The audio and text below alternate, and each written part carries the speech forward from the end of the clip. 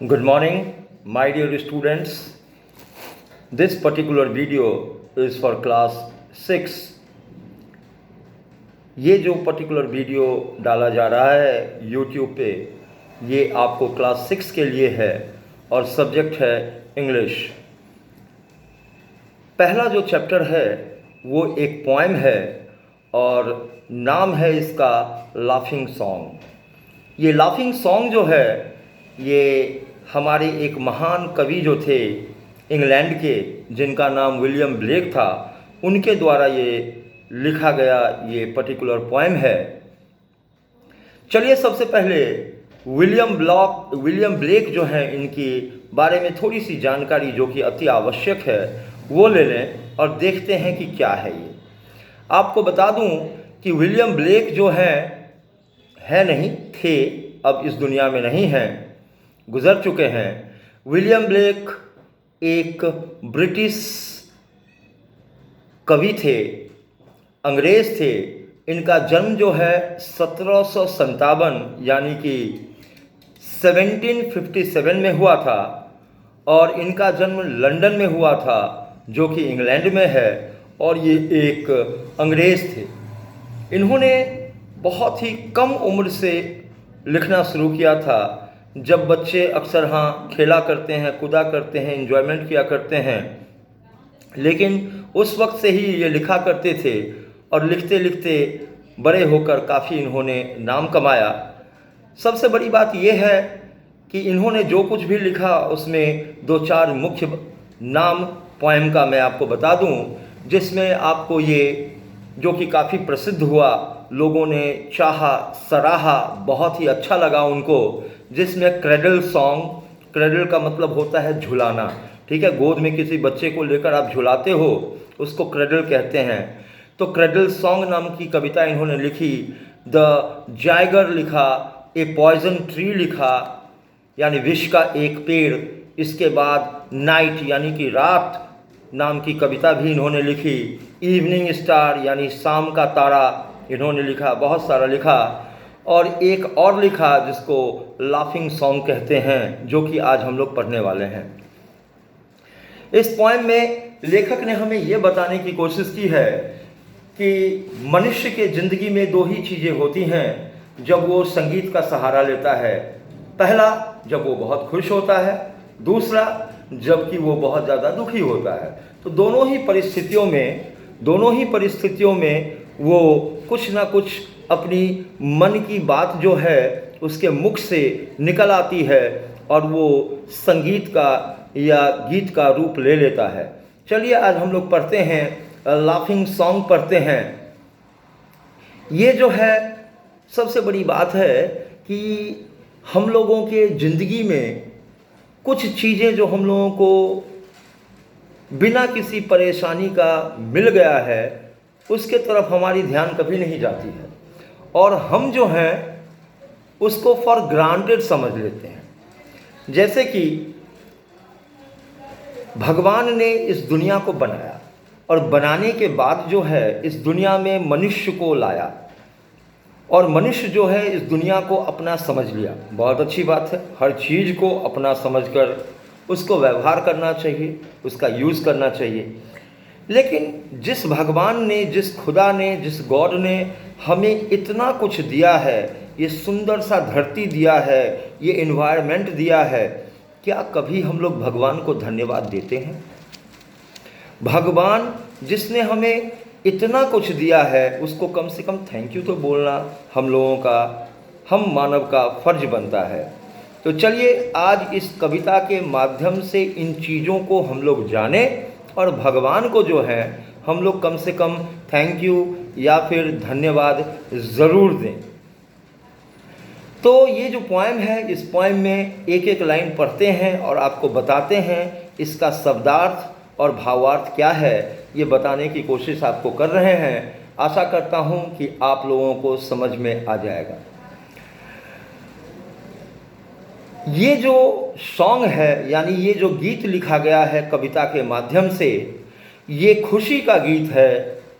इस प्रकृति से प्यार करने के लिए जो भावना होनी चाहिए हमारे दिल में, उसके लिए, उसके संबंध में ये गीत है, और किस तरह से इस प्रकृति में रहकर खुश रहा जा सकता है, उसके लिए ये गीत है। ये प्रकृति जो कि हमें इतना कुछ दिया है और हमेशा देती रही है और हमेशा देती रहेगी, अगर हम लोग खुशी ढूंढें तो इसी बीच में से हम लोगों को प्राप्त हो सकता है। लेकिन ये मनुष्य जो है हमेशा कोई ना कोई बहाना निकाल लेता है दुखी रहने का।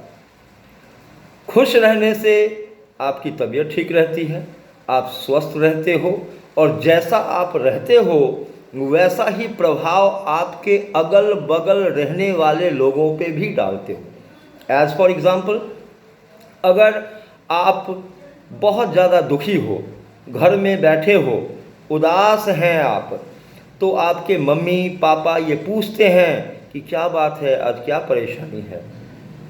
आपको देखकर वो लोग भी उदास हो जाते हैं। इसीलिए ना उदास रहना है और ना किसी को उदास बनाना है। इसी बात को समझने के लिए इस पोएम को हम लोग पढ़ेंगे। पोएम के लाइन्स हैं, When the green woods laugh with the voice of joy।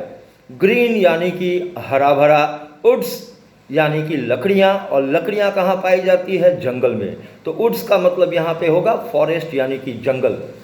तो जब जंगल में चारों बगल का वातावरण जो है, सीन जो है, बिल्कुल हरा भरा रहता है, तो हम लोगों को ये दृश्य देखकर मन खुश हो जाता है और मन जो है वो खुशी से उछलने लगता है। And the dimpling stream runs laughing by. Dimpling का मतलब होता है हंसता हुआ। जंगलों में अगर आप जाते हो और वहाँ से झरने की पानी जो उछलते हुए, हंसते कूदते हुए आपको अपना फीलिंग्स दिखाता है कि हम लोग कितना ज़्यादा खुश हैं, तो खुश होने का क्या क्या चीज़ है जो प्रकृति को देखकर हम लोग भी खुश हो सकते हैं। हम लोग कब कब खुश हो सकते हैं? जब जंगल में जाकर देखेंगे चारों बगल हरा भरा, बिल्कुल ग्रीनरी चारों बगल फैला हुआ है, तो खुश होने का कारण ढूंढ सकते हैं। दूसरी बात कि ये जो छोटी छोटी जो पहाड़ों के बीच से या समतल ज़मीन के ऊपर से बहते हुए जो झरने हैं, जो उछलते कूदते हुए जिसका जल आगे बढ़ता है, उसको देखकर जो है, ये सब सारी निर्जीव चीज़ें हैं, अपने ऊपर इनको वश नहीं है। जब ये निर्जीव चीज़ें जो हैं खुश होकर अपना आनंद दिखा सकती है, तो हम लोग तो लिविंग बीइंग्स हैं, हम लोग फिर क्यों नहीं दिखा सकते हैं? When the air does laugh with our merry wit, चारों बगल का सुगंधित हवा जो है वो खुशी खुशी बहता है, और उस स्वच्छ हवा को अपने अंदर लेकर अपने बुद्धि के हिसाब से हम लोग भी खुश हो सकते हैं। And the green hills laugh with the noise of it. और इन हवाओं को देखकर हरे भरे जो खेत हैं, हरे भरे जो हिल्स हैं, पहाड़ हैं, पहाड़ियाँ हैं, वो भी खुश होते हैं। When the meadows laugh with lively green। meadows का मतलब खेत खलिहान। जंगल खेतों की तरफ जाएंगे तो देखेंगे चारों बगल के जितने सारे खेत खलिहान हैं, सारे के सारे हरे भरे हैं, वो लोग भी अपनी खुशी जता रही है, दिखला रही है। And the grass hopper laughs in the मेरी सीन। और ग्रास हॉपर जो होता है, जो कि घास के बीच में एक टिड्डा जैसा जो कीड़ा होता है, वो भी उछल कूद कर इस प्रकृति का आनंद ले रहा होता है, बहुत ज़्यादा खुश होता है वो इस सीन को देखकर। When Mary and Susan and Emily, मेरी नाम है, सूजन नाम है, इमिली नाम है, ये लोग सब अपने घर में बैठे हुए हैं। With their sweet round mouths sing ha ha hey। यानी ये लोग जो है, ये लोग भी घर में बैठकर खुशी मना रहे हैं और गाना गा रहे हैं। कौन सा? हा हा हे वाला गाना गा रहे हैं। When the painted birds laugh in the shade। और दीवार के ऊपर टंगा हुआ जो भी पेंटेड पिक्चर्स हैं, उसमें जो बर्ड्स हैं, वो लोग भी खुशी मना रहे हैं। ऐसा चित्र बनाया गया है जिसे देखकर लगता है these birds are also happy.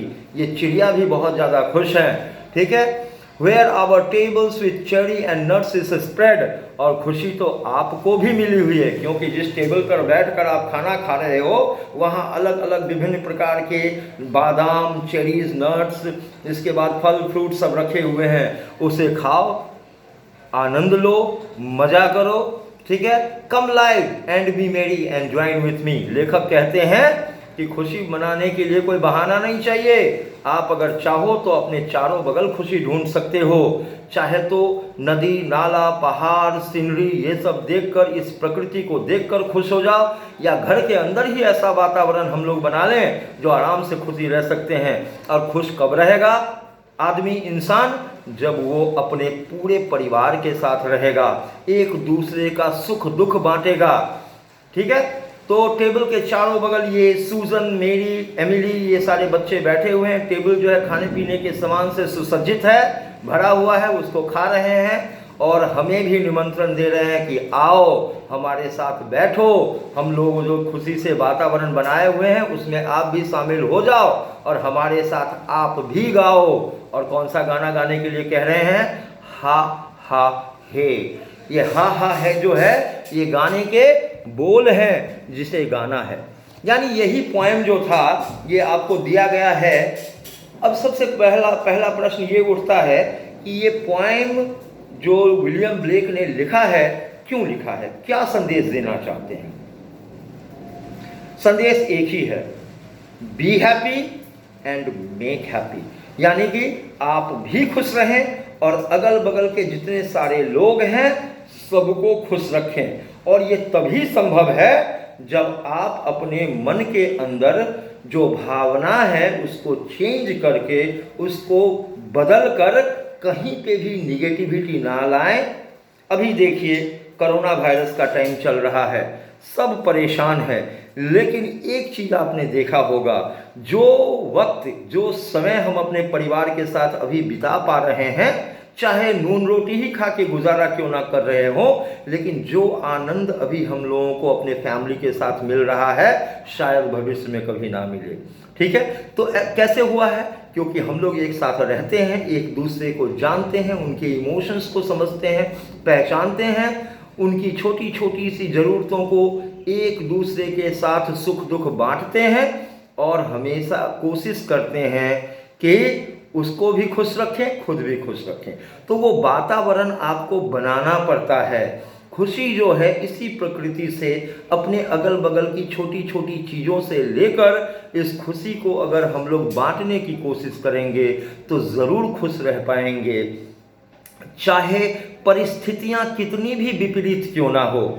अगर हम लोगों ने ठान लिया है कि भगवान ने जो हमें दिया है उसी चीज़ में हम लोगों को संतुष्ट रहना है, खुद भी जियो, दूसरों को भी जीने दो, अर्थात खुद भी खुश रहो, दूसरों को भी खुशी बांटो, और हर कंडीशन में ये हमेशा ध्यान रखें कि सबको खुश रखना है और खुश रखने के लिए बहाने की आवश्यकता नहीं होती है और बहाना करना भी नहीं चाहिए।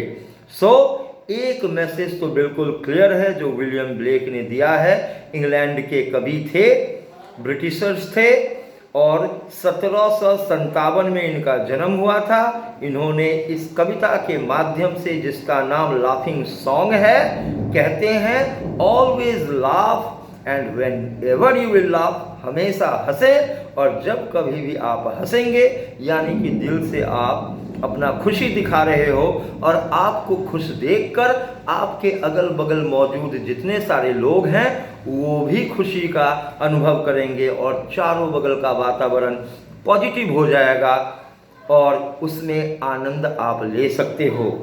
दुख के लिए अगर आप सोचोगे, छोटी छोटी बातों पर अगर दुखी हो जाओगे तो जी नहीं पाओगे। इंसान का सबसे पहला मानवता यही है कि मानव से प्यार करें, खुद भी खुश रहें और खुशी को दूसरे के साथ बांटें। और बांटने से चाहे सुख हो चाहे दुख हो हमेशा कम होता है। बांटने से खुशी बढ़ती है और दुख को बांटने से दुख कम होता है। तो इस बैलेंस को बनाकर रखें, खुद भी स्वस्थ रहें, खुद भी खुशी रहें और दूसरों को भी खुश रखें। तो यही जो पर्टिकुलर पोएम है ये बहुत ही अच्छा पोएम है। इसको पढ़ेंगे, वर्ड मीनिंग्स नीचे दिया गया है, इसको याद कर लेंगे और समझने की कोशिश करेंगे। तो डियर स्टूडेंट्स, इस पोएम के माध्यम से हमने क्या सीखा? एक बात तो जरूर सीखा और वो ये है कि हमेशा खुश रहें, और खुशी को बांटे।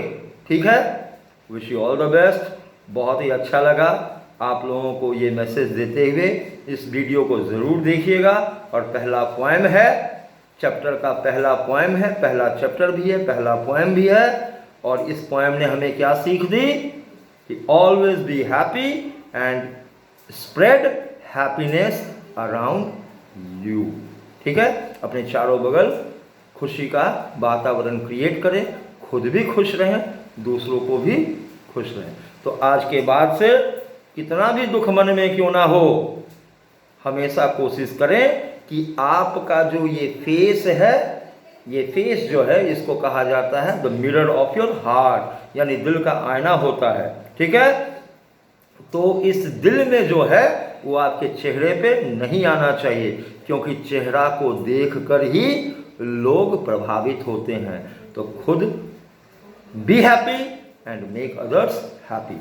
ठीक है, wish you all the best. अगला वीडियो फिर से आपको मिलेगा अगले चैप्टर के लिए, फिर हम लोग पढ़ेंगे। Okay, thank you.